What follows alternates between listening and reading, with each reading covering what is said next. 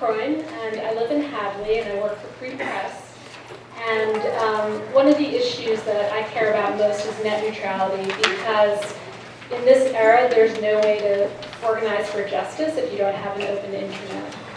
And I want to thank you for your leadership on this issue, and thank you for introducing the resolution to undo what the FCC did in December. And I just wanted to know what you thought the prospects were of it passing in this polarized political climate. Well, thank you for your activism. Free Press is headquartered right out here, so they're the leading organization in the country. So thank you, Free Press, for everything that you do. In the online world, it can be located out here and be organizing for the whole country. There's a lot of power in the hands of AT&T, Comcast, Verizon. But on the other side, you have the rest of the story. And what's the rest of the story? Well, the rest of the story is that while the big broadband companies invested 2 years ago $87 billion in upgrading their infrastructure, 50% of all venture capital in America went to software and internet startups. So that's a nice balance where the kids at the colleges out here, can all be trying to figure out how to use this incredibly wide aperture, which is the internet, to be able to say, I have an idea, and I want to reach all 320 million people, and then they can go over to their girlfriend over in the business school and say, how can I raise some capital, in order to get that funding out?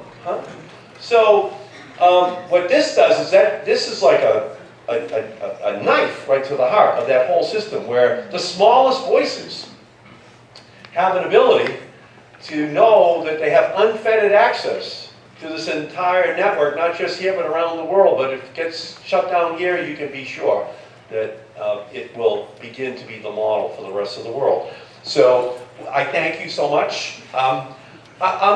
It's difficult to make predictions, especially about the future. So, in the Trump era, all I know is this: that as the author of the 1996 Telecommunications Act, my goal was to have this incredible open architecture. I did it with Tim Berners-Lee as my kind of guru. Tim Berners-Lee is the inventor of the World Wide Web. The architecture, this openness. He's at MIT even today. When Time Magazine did the top 20 scientists and technologists of the 20th century in 2000, he was one of the 20, the inventor of the World Wide Web. It was Freud, Edison, go down the line, and then him. And he's still only 56 years old. And I talked to him again just 4 weeks ago.